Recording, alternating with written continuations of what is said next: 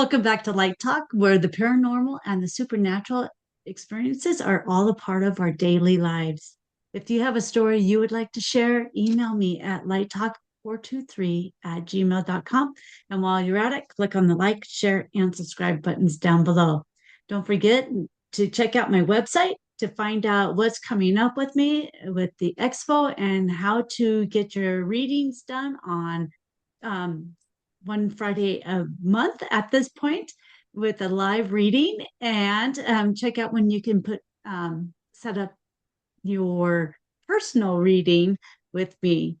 All right, so let's get started on our day today. So I am so excited to welcome our guests. So we're going to get going. So go ahead and tell us something about you.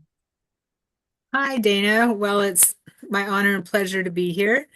My name is Sharon Sananda Kumara, and I am a practitioner here in the Northwest Portland, Oregon area as a psychic medium, hypnotherapist. I specialize in past life therapy and also uncovering ET memories, helping people uncover memories that they might not be able to talk to other people about.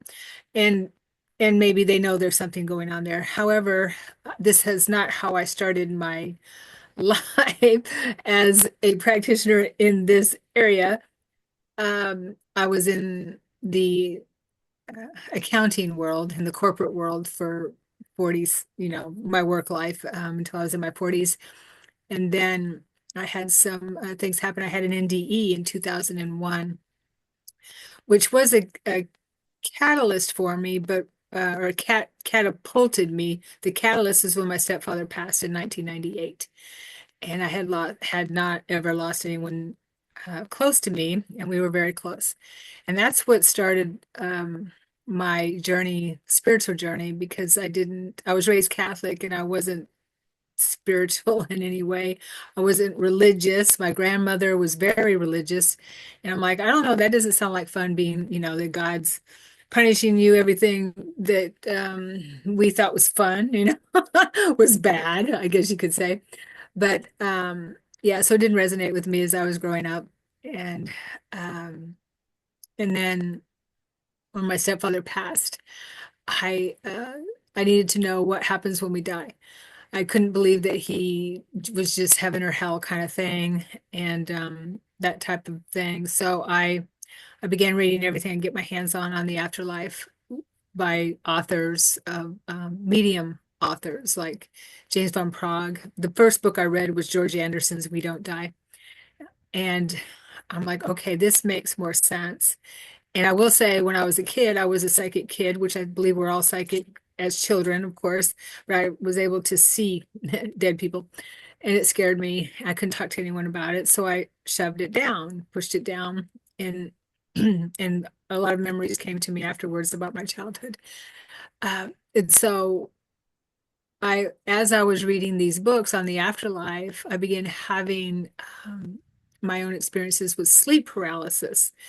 Now, if anyone doesn't know what sleep paralysis is, it can be very scary, where you wake up it's the in-between state where you wake up in a state of paralysis. You're paralyzed, but you're aware, you're awake, but your body's asleep, basically, is what it is. And it's a natural phenomenon where when we move out of sleep and move into sleep, our body becomes paralyzed, so we don't act out our REM or our dreams, that type of thing. But if you wake up in that state and you don't know what's happening, it's terrifying. I tried to scream. I couldn't move. Um, I felt there was presence in the room with me, that type of thing, and felt a pressure on my chest, all kinds of things. So it was happening on a regular basis. And I thought I was dying, to be honest with you. I thought I was dying. And I came across an article on the internet, and this was 20 something years ago. This was around 1999 when this was happening to me, not long after my dad died, and on out of body experiences. And I was drawn, I was led to read it. Uh, and it mentioned sleep paralysis. I didn't know what it was, didn't understand it, or what was happening with me. and it explained exactly what I was going through. And it said that this is a perfect jumping off point or a bridge to have conscious out-of-body experiences. I didn't know what out-of-body experiences were either. I remembered my dreams as a kid, but as an adult, I was a partier, and I didn't focus on any spirituality whatsoever. I knew there was a higher power taking care of me because I probably made some really dumb decisions. And I knew Christ was real. I knew Jesus was real, I just felt that they were out of my reach, because that's how I was raised, that we had to go through a priest or whatever, and in order to reach them, communicate God to. So I realized, all right, so one of the benefits of an out-of-body experience, conscious out-of-body experiences, was being able to contact your loved ones. I'm like, okay, this is the perfect way for me to find my dad and know that he is still viable, he's still living, he's still, a person, and that or, that type of thing. So I studied everything that I could get my hands on about out-of-body experiences, and I began having them on a conscious level.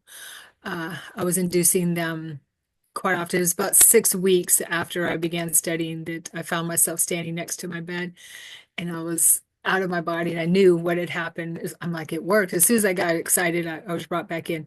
But I I continued with my studies. I did find my dad after a couple months, and my mom when she passed, and a lot of my relatives and ancestors, and I started using that work for mediumship work, where I was on spiritual forums, and people would ask me, because we'd share our journey, and people would ask me, hey, if I could connect with their loved one who had just passed.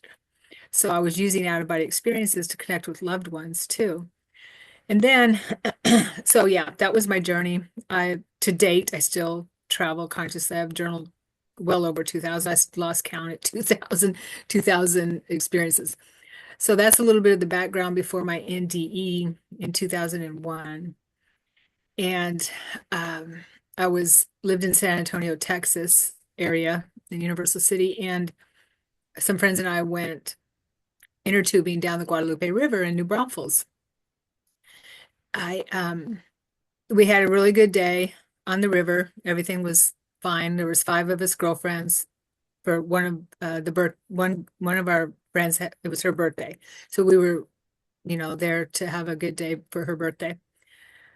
And when we went to get on the shuttle bus to leave for the day, they were driving us back to our cars that was parked at the outrigger, and it was a little school bus, and it was pulling a trailer that held all our ice chests and our inner tubes, a little utility trailer. And so I went to get on the bus, and it was full. All the seats were taken. And I started to turn around to get off, and they're like, come on, you can stand in the aisle. So I was the first one, and it was only 2 or 3 miles back to the outrigger.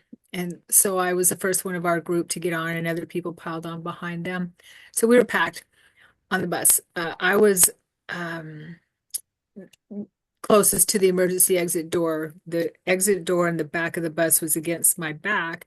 I wasn't leaning against it, but that's where I was standing. As the driver was driving down the road, it was 4 on the floor. The bus was 4 on the floor. He was jerking, changing gears, and we were jerking back and forth as he drove, because it was an old school bus, 4 on the floor. At one point, he pulled away from a stoplight um, and changed gears first into second into third, and it jerked us so hard that I was I was I can't even think of the word. Anyway, I hit the back door. I was hit the back door of the bus, the emergency exit. I was thrown, thank you. I was thrown into the back door, and it popped open. So it wasn't it wasn't locked correctly. So it popped open. I fell out of the bus. as he's driving down the road, and I fell. I remember every bounce. I fell on the trailer hitch on my back. And the first thing I thought was, I can't believe I'm falling out of this bus. But really, because time slowed down, right? And I hit the trailer hitch with my back. I bounced off the trailer hitch onto the pavement and bounce on my back and then bounce onto my side underneath the trailer. At that point, I knew that I wasn't going to make it. And I screamed at the top of my lungs in my head, "Stop, you're killing me," to the driver. And at that point is when the back tire of the trailer ran over my neck and my head. And I popped out. No pain, nothing. I knew obviously knew it was going to happen because I was yelling at him to stop. I knew what was going to happen. I popped out of my head, through my head. My consciousness did. And I was looking down on the road and I saw my body laying in the road. He was still driving.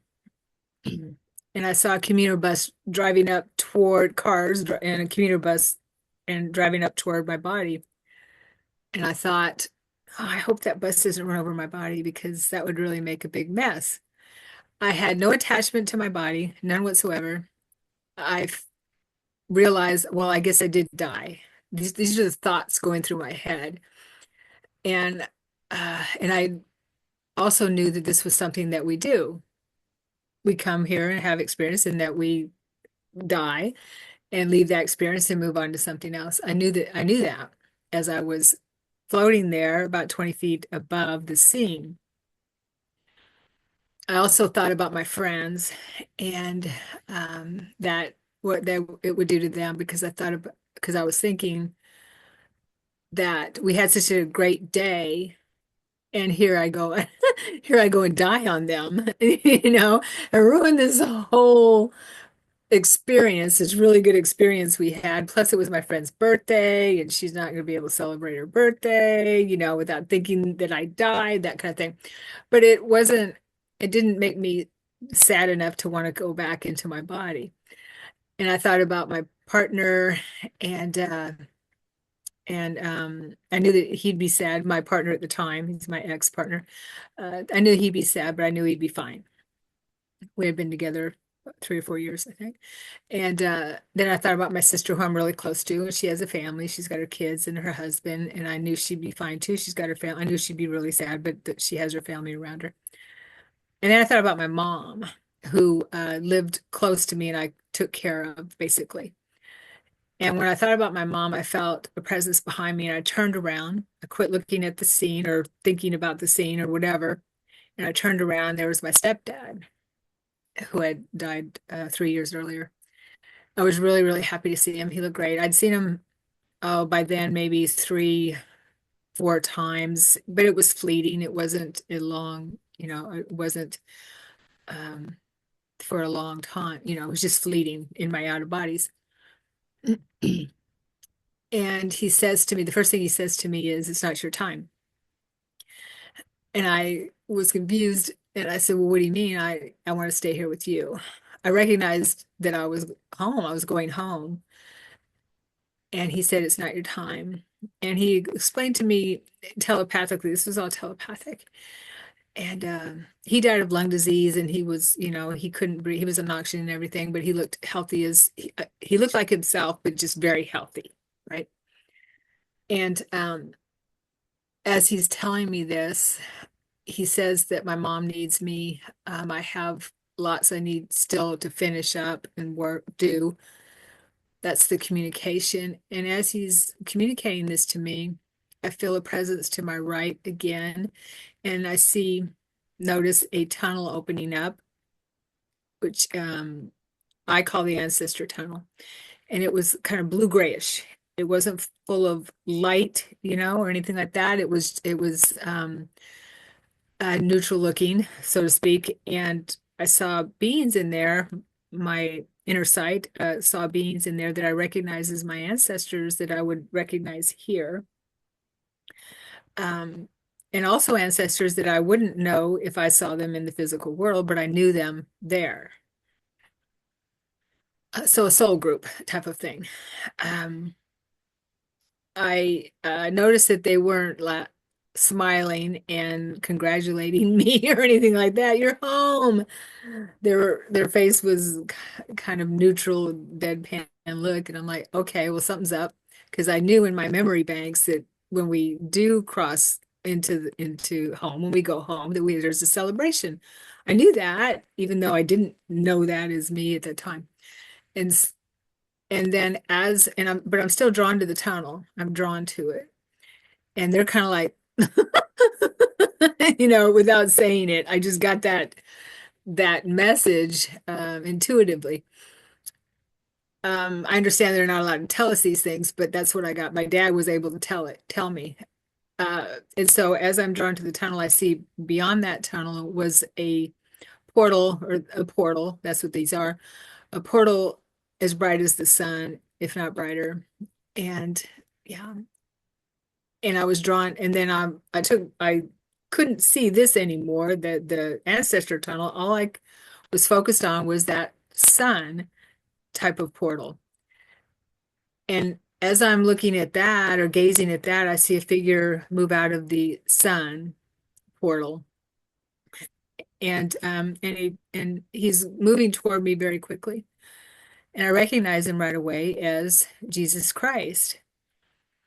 And again, I'm not religious, but I remembered him, and I remembered that I loved and missed him so much that I flew to him, and he embraced me in his arms. And he did tell me it's not your time.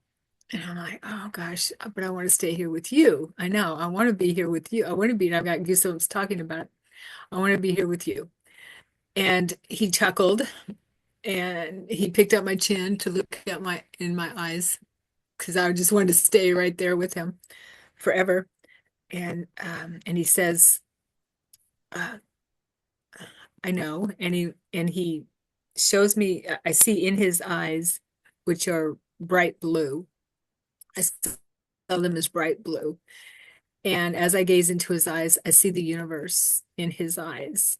I'm drawn into his eyes, and I know that I'm looking at the universe, the cosmos, all that is. And as I'm gazing into his eyes and see this and remember this, my eyes are mirroring his gaze, the universe. We are becoming part of together, and goosebumps again. We are merging. He's helping me merge with him as the universe, if this makes sense, where I lose uh, my awareness of Sharon, of me. Our heart centers, the light from his heart center envelops mine, and we become as one, filled with light and love. Um, and I, at that time, at that moment, or in that time, in that space, anything that I could have felt bad about, or felt guilty about, or worried about, or anything like that was totally washed clean. I was washed clean. I was healed. And it was tangible. The light is tangible. It's not like our light that we see here, it's tangible, it's intelligent, it's tangible. Um, and I, I know I didn't have a face, but I felt like afterwards, if I could smile, if my face was smiling, I would have broke my face. It was smiling so wide because I it was just bet. so much, yeah, so much Yeah. pure bliss and joy. Yeah. So I don't know Yeah. how long I was there eternally. I'm sure infinity, because this is the dream, because that's what's real. And I eventually hear my name, and he calls me back, and he says, it's not your time. Oh, and he asked me if I would like to go on a journey with him. And I said, of course. So he puts his hand out for me to take his hand. I take his hand, and as soon as I take his hand, we're flying through the cosmos. And or the cosmos is moving through us. I don't know. Yeah. Haven't thought about it that way, but yeah, that's a You know, different point there. Yeah. Yeah. right? Is Uh-huh. what is the universe, right? We don't Right. really understand it. Yeah.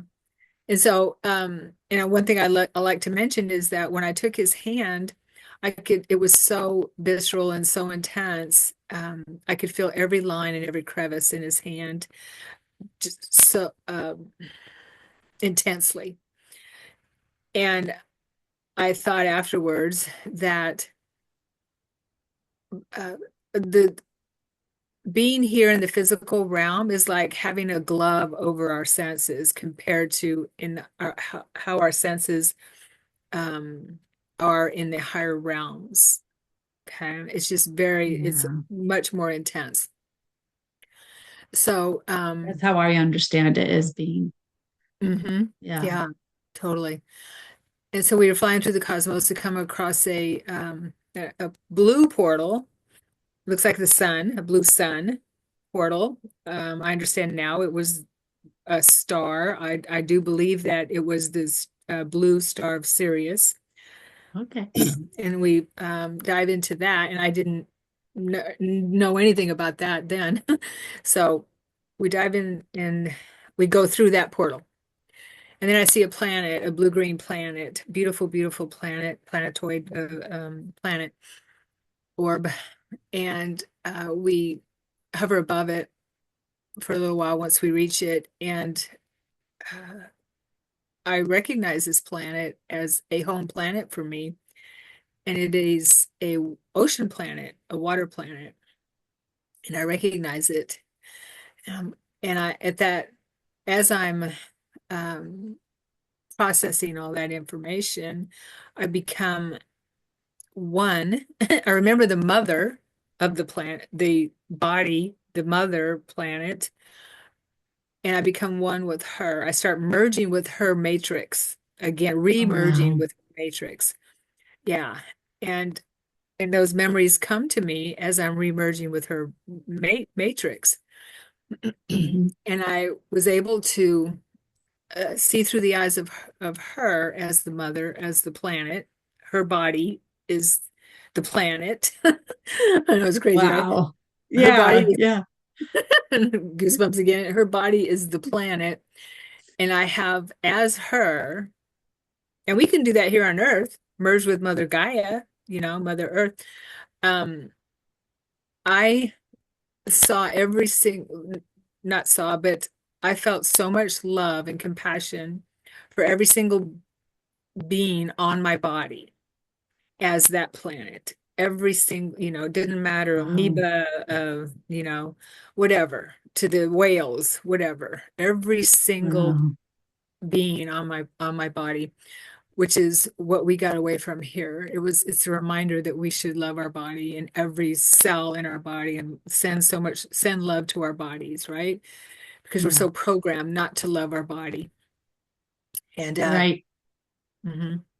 so so I was remembering that how much she loved every single cell on her planetoid body, and Right. also Yeah. felt so much love from the beings for her. And I always get goosebumps when I talk about that because it's just so intense. Hmm. Every single being on her body loves her just as much with with that intense love and admiration and joy. So Yeah. as I'm interacting, I also remembered the masculine part of the planet, my counterpart, who is part of the planet. Hmm. Crazy, huh? Right. Yeah. And yeah, Very. and there was this immense longing that I felt to be reunited with that part of me as the planetoid, the planet that we can't even understand in human terms, right? Yeah. Um, and so that was I was reunited with that part of me and of that experience. And then I hear Yeshua's voice call me again. I call him Yeshua, Jesus, Yeshua. Okay. Yeah. and he calls my name again. And so I'm brought back to being with him because I have no awareness except what's going on with that and being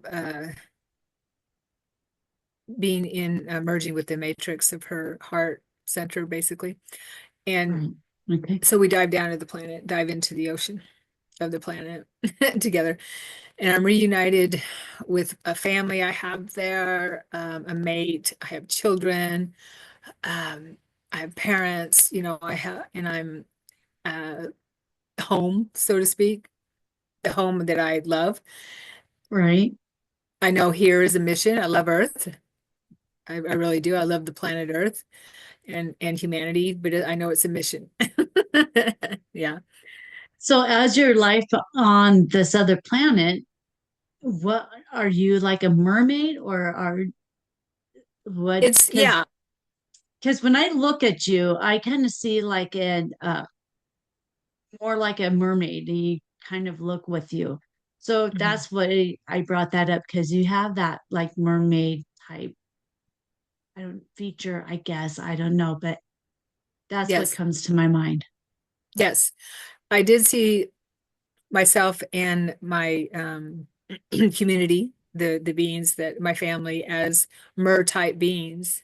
I did.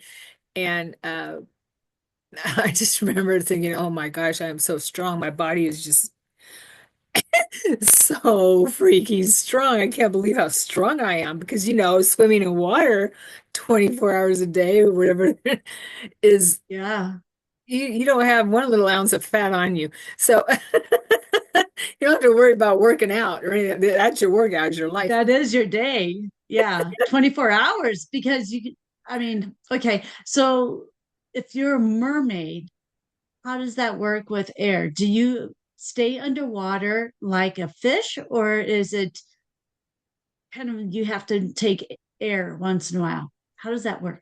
Uh, from my memory, we stay underwater. Okay. Yeah. Yeah. Uh, yeah, I'm going to write a, a, I'm writing books now, but my first book took 10 years to write, but I go a little bit further into my memories of the water planet Oh, nice. in that book, but that's a very good question.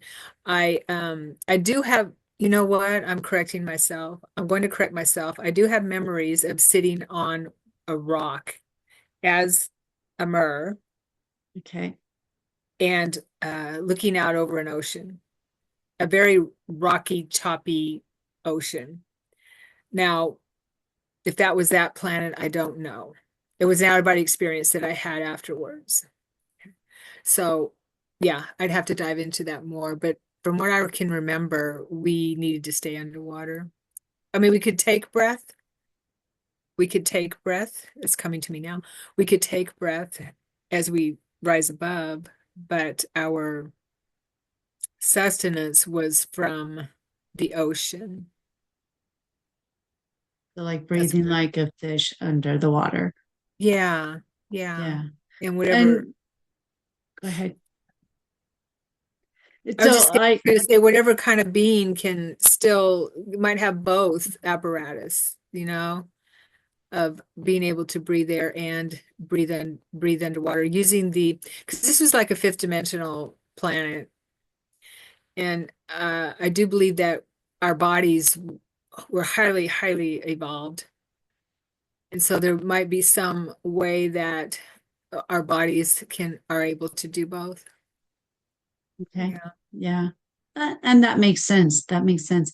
So Mhm. another question, I've been seeing videos of mermaids, and they have more of a fishy kind of face to them. Is that kind of where you're at too? That's not how I saw my community, my family. Mm-hmm. It was more humanoid, but fish, like the top half was more like the typical mer. The Okay. Okay. bottom was fish, and we're gorgeous beings, gorgeous. Uh, yeah, I didn't have blonde hair. And my mate, wow. But yeah, just gorgeous. There's this one memory I have that's very visceral where and the dolphins are our allies too. And I do have memory of actually being a dolphin. Oh, nice. Yeah.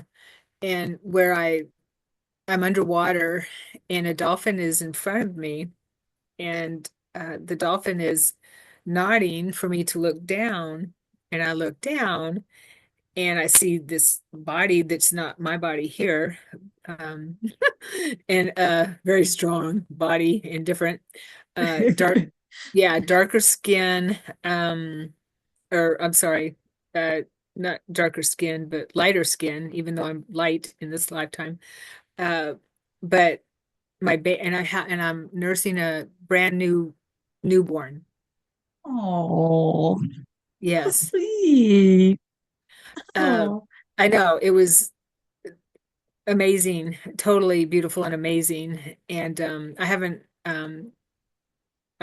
raised any children this lifetime, but it was just amazing. And the dolphin was telling me, look, look down. And I knew what the dolphin was telling me. So there's there's a symbiotic relationship between the mer people there. I call them mer because I don't know what else to call them, and the ocean life, which is really remarkable and how they support each other.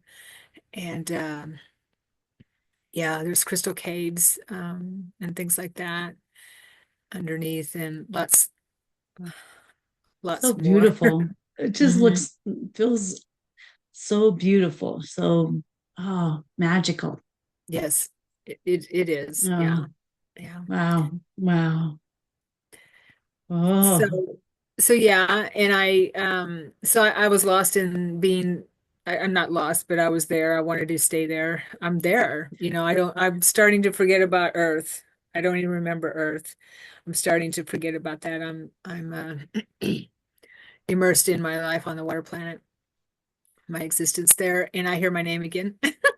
And he calls me back. It took a few times. He calls me back. come He's on. like, yeah. We gotta go. He's like, you're not done yet. You haven't finished. And and so he says that I can go there anytime during my meditations, during my travels, my nighttime travels, anything like that.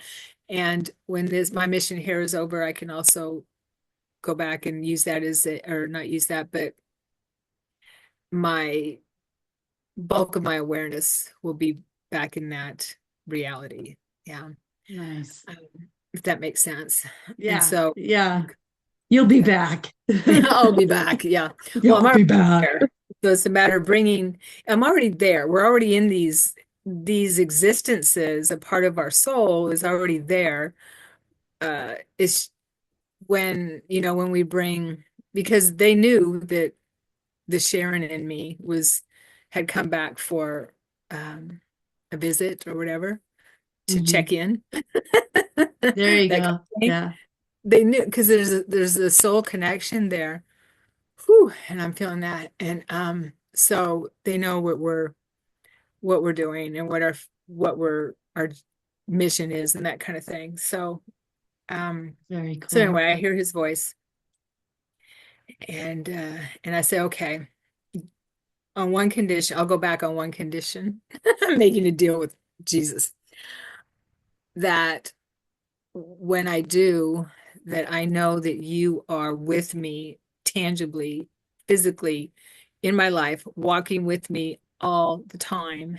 And I need you. I need you to be with Yeah. me. Yeah. And Yeah. it's a deal. And then I was back in my body in the middle of the road and I jumped up, ran to the side of the road. I know, right? Ran to the side of the road. And because I didn't want to get run over. Right. Well, yeah, you just had your head rolled over. Yeah. Yeah. Crazy.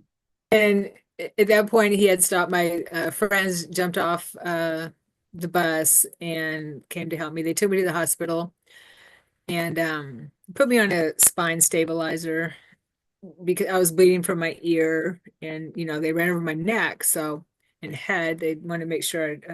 My spine was good, and I was released after 5 hours. I didn't have a concussion. My ear kind of came apart. We had to glue it back together. So after 5 hours, they released me. There was nothing serious. I was banged up pretty bad. I had road rash, and I still have to do maintenance with my back, and I have a little bit of a head tremor thing from the nerve damage. But considering the alternative, it could have been, which I may have been paralyzed, but it's a lot. I'm pretty blessed. I do believe that Christ, Yeshua, healed my body when he merged me with light. When he and I merged into the light together. When he did that with me and brought me into the light, I do believe that he healed my body. Yeah. So cool. Crazy. Wow. That's quite the different story of an NDE that I typically hear. You don't get to see like the other life that you have. That's a little different. Yeah. It took me a long time to talk about it. I actually didn't Yeah. remember right away either because it was way too much for me to remember.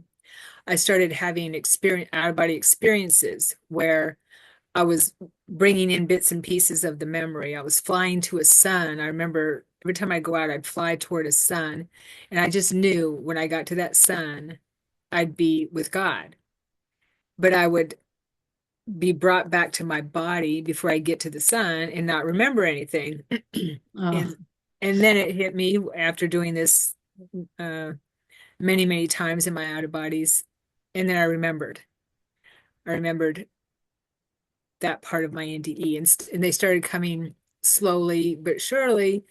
I mhm. wasn't able to bring all that information in because it would really blow my circuits. It was way too much light and way too much information because light carries information.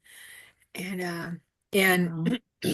and I didn't recognize him as being with me until after my mother passed, and she brought him to me, which is really funny.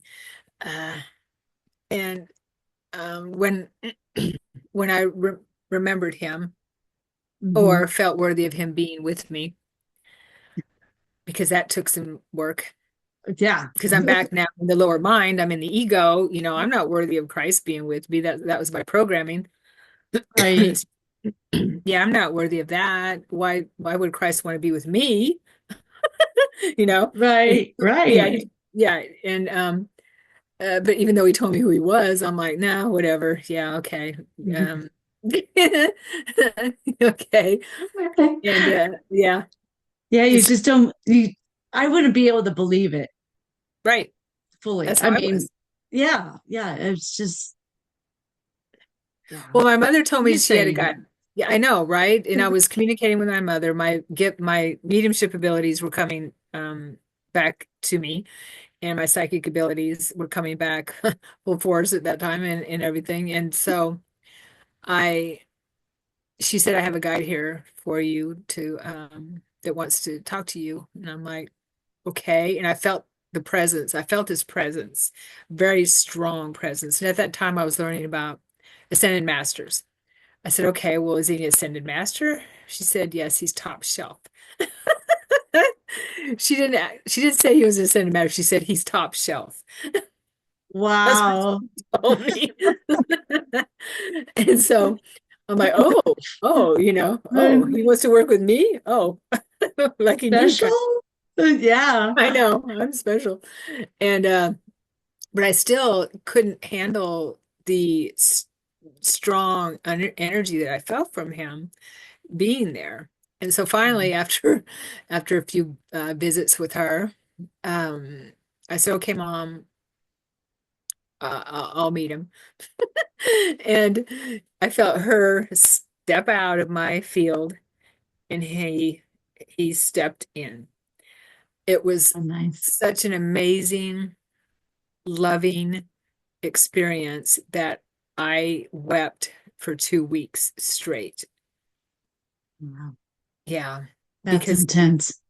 the love was beyond what I had ever encountered. I didn't remember Yeah. my NDE, what I had ever encountered and in this life, yeah, as a human.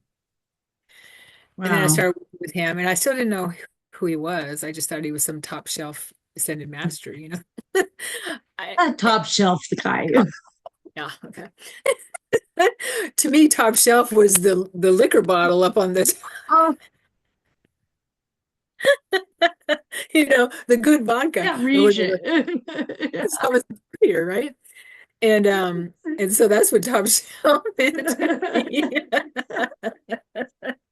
I'm like, okay. So you got to work at that meaning there for a little bit. That's Yeah, that's funny. the good stuff up on the top shelf. Yeah. I want, yes, what you want at a bar. You may not know. Good for you, but I'll take the top shelf, right? Um, whatever you got on top shelf. So, so yeah, and it took a little while, and he asked me to be in meditation with him every night at 9 p.m. And I did. How could I refuse? And then he did convince me that he was Jesus Christ. He was Yeshua. And and so I started working with him very intensely. I was there every night at 9 p.m. every night, and he took me on journeys, and I started uncovering my childhood, which was a blank.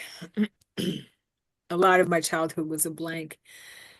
And I began remembering past lives and current. I had to work through current life stuff first, and then I was remembering past lives all the way back to the Galactic Wars and things like Wow. that. But in my current life, I was remembering my childhood abuse. I was being abused, and I remembered another NDE, or not another, but the first NDE I had when I was 9, and that memory came up on the surface. And as I'm remembering, or these memories are coming up, I could. It was visceral. I could feel the pain because I'd buried it.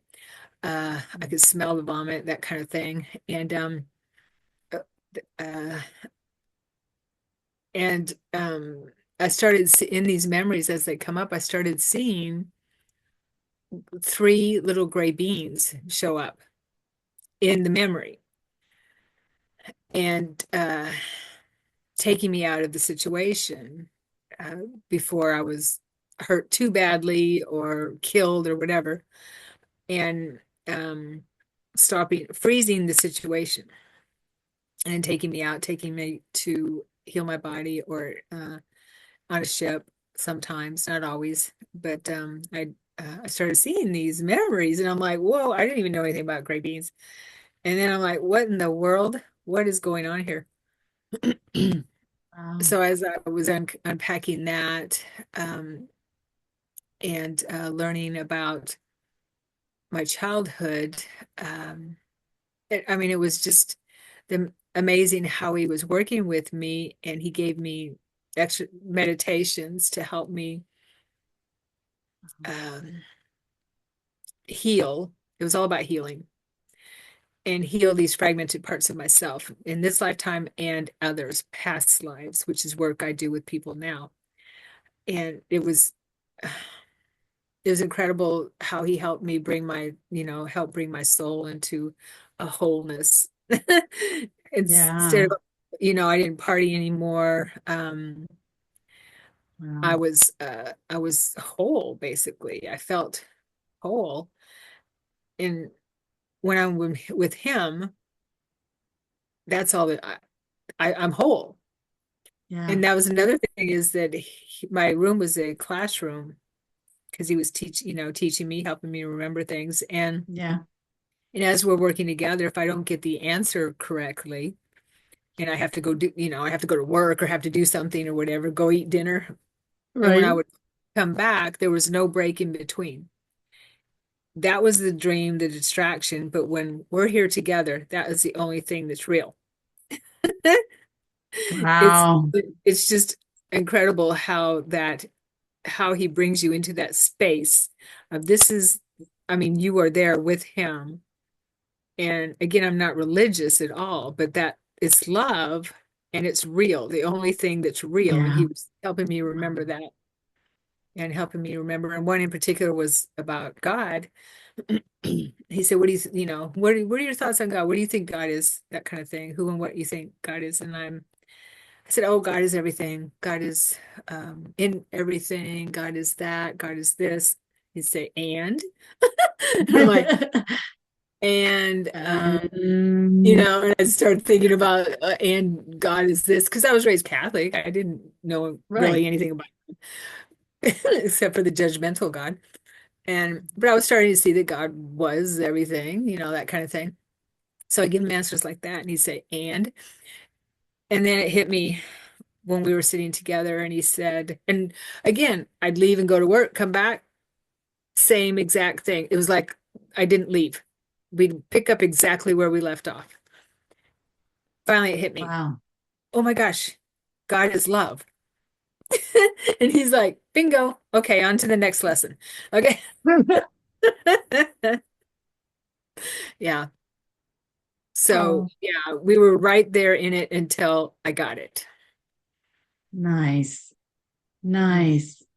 I've had the word group said to me, and that was, I'm sure, just a fraction of what you had with being with Jesus. The love from that word was just immense. It was Yeah. incredible of just how much. I mean, it was, I just wanted to hug that word. And I can't imagine more than that. That was just such an strong feeling and Wow. Yeah. so That's awesome. beautiful. That's the love. Yeah. Oh, and mine was just a little bit, I can't Well, imagine how big, yeah, what you would even have. that, what we call a little bit is still a lot. You know what I That mean? is a lot. Not very Yeah. many people are unfortunately experience that. Even that one little piece of heaven or piece of who and what we really are. Remembrance or remembrance, right? Of who and Right. what we are, and that opens so much for us. So yeah, that's a big thing. Yeah. That's crazy. Oh, just the feel. So so you were talking about being with the Grays. So do Mhm. you feel like that was another star seed of yours or another family?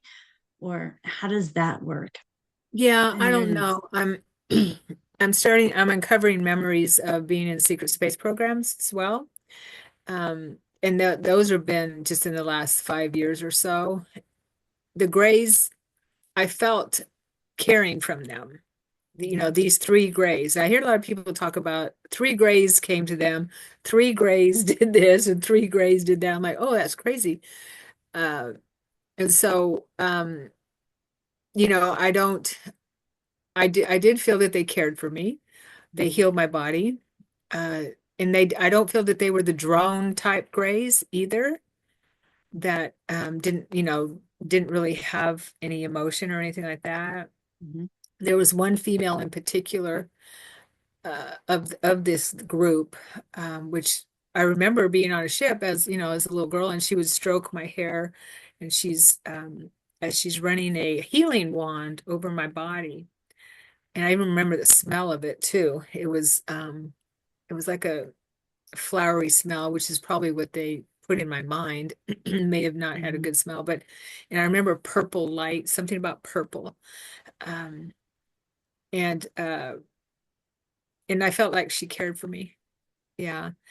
I have seen my future self, and this was just in 2022, who appeared to me, and she has a bald head, and she appeared to me one morning as I'm just waking up, just as clear as day. She was wearing one of those robes with a high collar, kind of thing. And and she's gorgeous. She's a future part of us is, the higher frequencies of us is always gorgeous, right? Yeah, And right. And she had human eyes. She was human. She was humanoid, but her head was bald and a little bit mm, elongated as than mine. And she calls my name and she asked me some questions. And then when I tried to draw her afterwards, because I love drawing where I see, I'm not, all that great with it, but I needed to draw her. And I couldn't get the eyes Exactly. right. Yeah, just got to get it on paper. And I couldn't get the eyes right. Right. And she said, yeah, I heard her tell me, look at your own eyes Oh, because I'm wow. you. Yeah, I saw her twice. The Nice. third time was I didn't see her, but she was in communication with me. And so I'm like, oh wow, that's crazy. Okay. So yeah, it's kind of cool to see your future self way off in the future. I don't know how far off, but I do believe that she was part of the Anunnaki. The yeah, I got that Wow. information too. And I've always felt some kind of a connection to the Anunnaki, to Uh-huh. Enki or Ea, who we call Ea, and that going back way back when I felt a connection with them. And so I felt that because I do feel that how do I put it? I got this information recently, last couple of years, I guess, that our higher frequency selves are actually our future selves. I When can see we, that. yeah, I can right? see When you that. look at it that way, Yeah. because Yeah. when we are we're moving into as we move into this reality, we're moving into the past. Lower frequencies are past because Yep. we came here to set things straight. Because I understand you probably have heard this before, or are aware of this, that we messed up a couple times, moving, Well, shifting. just a couple times. I know, right? Just a couple That's to times. put it nicely. Yeah, totally. Yeah. So as we're moving into lower frequencies, which we fell in, not fell, but we decided to take on these lower frequency um Hmm. these bodies, vehicles, is moving into the past. Our higher frequencies are moving into the future.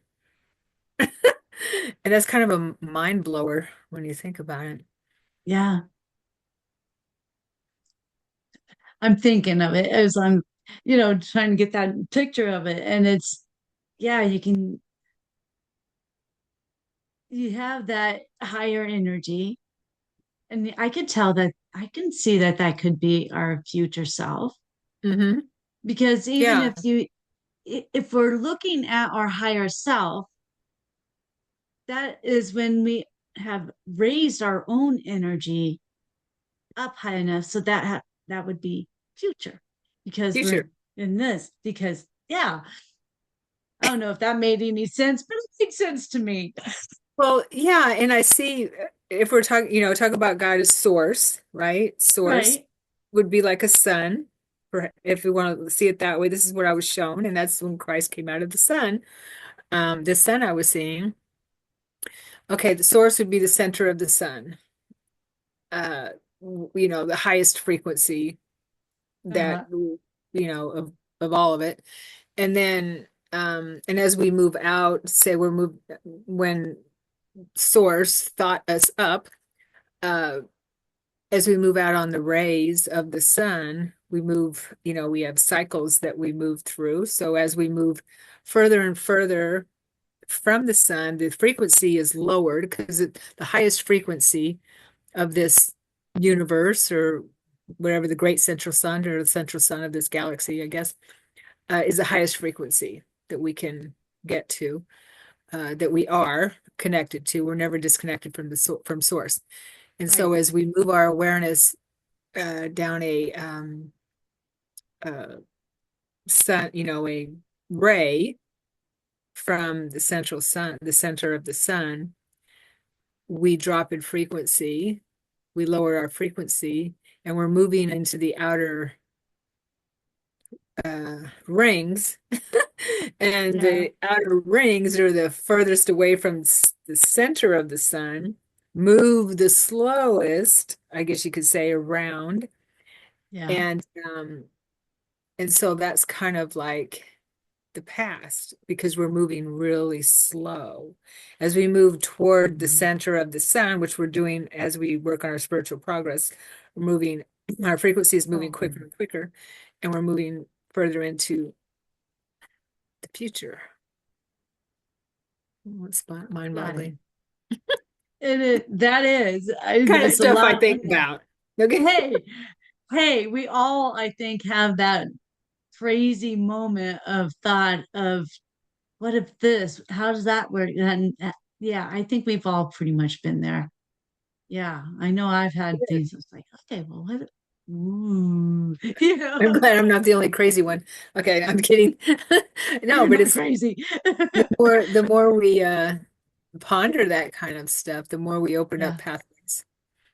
Mhm. Yeah, Yeah. There's a wild world out there, man. It's so cool.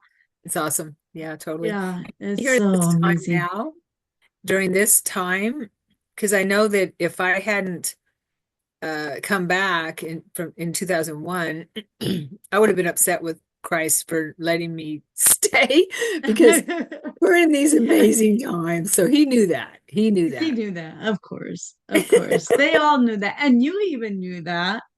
Right. You knew you were going to be back. Yeah, totally. Yeah. Part of me did. Yeah. Yeah. At least you kind of wanted to come back. There's a lot of people that say that they don't want to come back. They've never wanted to come back, but they had to come back, you know. But Well, I didn't want to come back. And when I was okay. 9, in my NDE, when I was 9, it was very different. I was met by Christ then too, but I was floating in the void and I was in that space of everything and nothing. And I could move my awareness in and out where I knew that everything needed to be in balance. Anything that was in me that was out of balance, the void would put it in balance. Some people call it the primordial mother, perhaps. But yeah, where everything is birthed. And so as I was floating in that space, um, a light comes, punctures the void. And it wasn't a scary darkness. It was a very supportive, loving darkness. Uh, Different than the light, but very supporting and loving and fully supported. This light pierces the darkness while I'm laying there and or in floating, Uh-huh. and it comes closer and closer, and I see that it's Jesus when I was 9. That's Christ. And at that point, hadn't been on the earth very long, so it wasn't like, oh my God, I missed you. It was like, Right. oh, hi, you know. And he says to me, he says, you do not have to go back. He said, you've suffered enough, my child. You do not have to return. Because I was remembering the abuse. Mhm. And and that's how I left my body. And I said, but I want to return because I haven't finished what I was supposed to do. Yeah. And he Yeah. said, are you sure? He says that to me a lot. Are you sure? And I'm like, okay, let me think about this. Oh, yes, And he's no. asking, but I knew, and the 9-year-old in me knew, or the higher self in me, as the 9-year-old, knew Right. that I didn't want to start over. I didn't want to reincarnate and start over and lose those 9 years. So I said yes, and then I was back. So it's very different then, but you're right. I think when when you've been on this planet and you've experienced a lot of challenges and heartache and pain, traumas, you don't want to come back. Yeah. Yeah. Yeah. I can see that. And yeah, I'm surprised you didn't want to back. Or as a child, I wouldn't want to come back by no means if I was in that situation. Yeah. Well, Yeah. it stopped after that. Oh, good. So whatever the reason I needed to go through that for was fulfilled. And I will Nice. say that in it, he knew what was going to happen in 2001. And he knew that we were going to be working together. And he helped me forgive that. He helped me realize that I had made an agreement with this certain person Hmm. uh, to go through this experience. And so, Yeah. and I realized in this moment of complete, it was during my meditation, he gave me a forgiveness meditation to do. And it took a little while, but I'm like, oh my gosh, because I remembered that I had many lifetimes with this person. And it all was these pieces of the puzzle were falling in place. We had an agreement. I didn't bring that part of my soul in into the whole with the first experience with him. I asked him to do, Um, to hurt me and kill me or whatever, so I could have that experience. And it was to balance the karma within that lifetime because I wasn't a nice person. My mother and I were doing, she was a regent, I was her daughter. We were doing things that weren't nice. And so to balance that out, he killed me the same way that we killed the people in the Colosseum kind of thing. So a long time ago. And I realized, oh my gosh, I asked him to do this all this time. He also was responsible for me being burned at the stake as a witch, that kind of thing, all the way up until this lifetime. And I'm like, there's nothing to forgive. He did this for me. He lowered his frequency in all these lifetimes to do this for me, that I felt so much love and compassion at that moment from him. And I'm like, I got the better end of the stick for one thing. And is he, that crazy? yeah, and it was like there's so much love. And now that I realize this, our agreement is broken. Yeshua had me tear up the agreement, burn it. And the person who I made the agreement with, is able to raise his frequency now and move on. He doesn't have to keep Nice. being the bad guy for me in all these lifetimes. So Yeah. it was Well, a good. huge epiphany. I'm That's not a awesome. victim. We're not Yeah. victims, you know. It's hard to believe, but I believe tremendously we choose these experiences. And I know that the people that choose the most challenging are the bravest souls, if you want to call it that. But yeah. Uh, I must be a yeah. brave soul then. Yes, you are. I also feel this is the time to clean everything up because we are shifting, and what we have not healed before, and I was shown this, we put a lot on our plate of what we haven't healed before. So this is the opportunity to do that because we used to have more lifetimes where we could do that. But now, since we're shifting into these higher frequencies, we can't, um, we're, how do I put it? We are, we gotta clean things up in order Yeah. to graduate type of Yeah. thing. Well, Yeah. I haven't heard of any healing meditations like you were talking about. So I'm definitely going to be checking into that to Mm. get some healing done with me because I know there's a lot of healing left.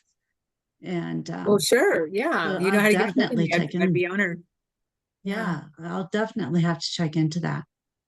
Yeah. Good. Yeah. And this, I think, is a good spot to close up. Yes. Yeah. Thank you, Again, Dana. it's gone so fast. I say that all the time, but it does. It goes so fast. And It does. wow, so much information. Well, thank you so much for being on the show today. I Well, thank you, appreciate you being Dana, for here. having me. Do you mind Yeah. if I plug my book?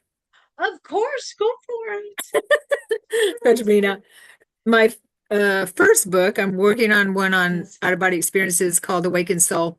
And this is kind of what he looked like. And it's not religious, I will say that. I do believe that this book is very rare because it bridges the gap between the religious Jesus and the metaphysical teacher. Because he taught me, this is how he healed me through metaphysical healing practices and teachings. And yeah, you can get it on Amazon. And he guided me through out-of-body experiences, past life soul retrieval, all of that. Yeah, my next book is all about out-of-body experiences for healing. Nice. Nice. Excellent. Excellent. Yeah, definitely. We'll have to check into that one. Absolutely.